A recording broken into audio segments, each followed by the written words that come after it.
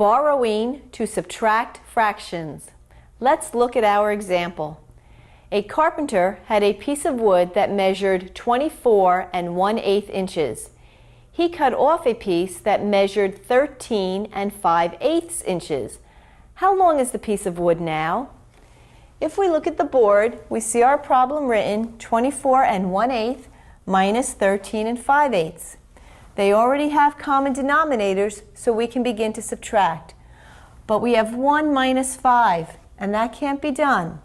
So we're going to need to regroup or borrow from our whole number. Remembering that any whole number can be written as the same number in the numerator and denominator, when we borrow that one whole from the 24, which makes it a 23, we're going to take that 1/8 and add 8/8 to it. This 8/8, which represents 1, is the one whole we borrowed from the 24 to make it 23. We then are going to add that, and that gives us 23 9/8. Notice we have an improper fraction, but we need that in order to subtract. The 13 5/8 can be brought over, and now we can subtract. 9 minus 5 is 4/8. 23 minus 13 is 10. Remember to always check to see if your answer can be simplified. In this case, 4 and 8 are both divisible by 4.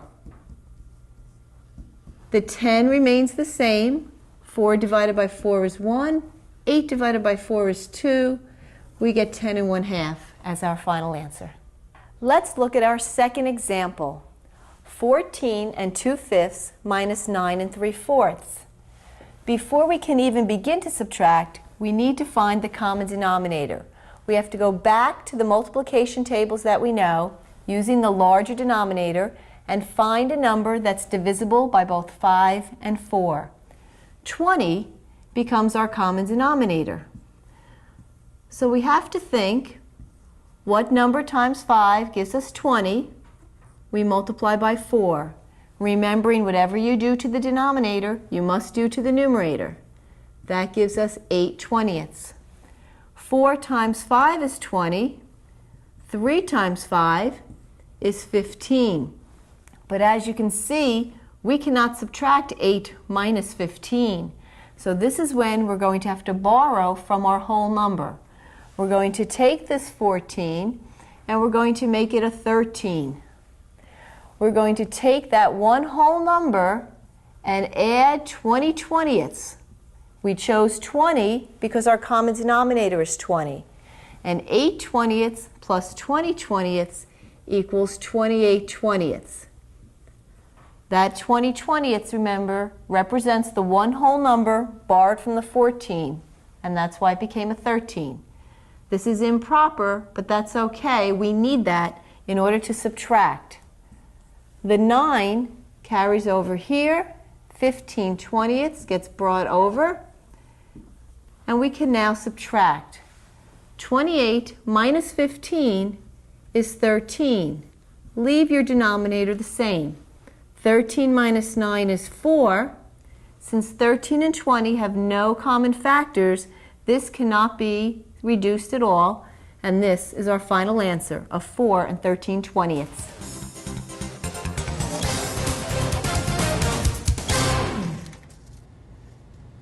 This piece of pipe measures 32 1/4 inches.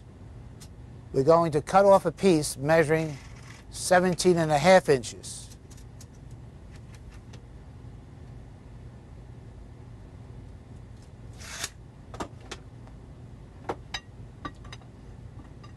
As they tighten this up in the jaws,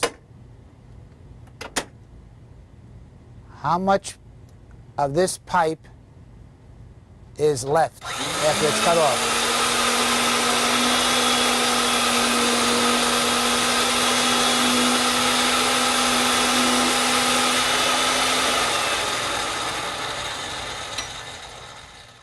Let's do the math. The pipe measures 32 1/4 inches. We remove that cutting machine 17.5 inches. The question, what does the remaining pipe measure? So you have to deduct. First of all, we got to get these fractions so they both have a common denominator. So 4 would be the denominator for both. So we can subtract. How many 2's go into 4? Times 2 times 2. 1/2 equals 2/4. 1/4. 1/4. Just put equals. But we cannot subtract 2/4 from 1/4. So we have to borrow 1 from the 32 and make this a 1. And now we add plus 4/4. Now remember, 1 equals 4/4. So now that becomes, now we add these two, 1/4 plus 4/4 is 5/4 minus 2/4. And that will equal, now we can subtract the 2 from the 5, that will equal 3/4. We cannot take 7 from 1, so this is, we borrow. So that's 4, 1 from 2 is 1. So the remaining pipe measures 14 3/4 inch. Let's look at another problem. Suppose the foreman hands you this bolt, which is 3/8 in diameter, and the length of it is 2.5 inches, and he asks you to cut off 3/4 inch. What should the bolt measure? Put into my vise, tighten it up tightly.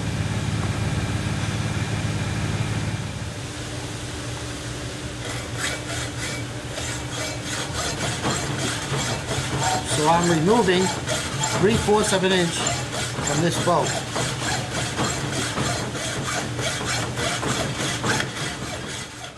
We have the bolt that measures 2.5 inches,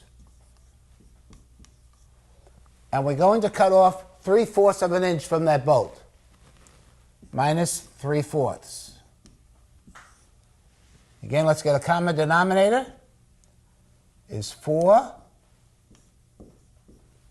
4 times 1 equals 4 times 1 equals 3. 2 goes into 4 2 times 2 equals times 2 equals 2/4.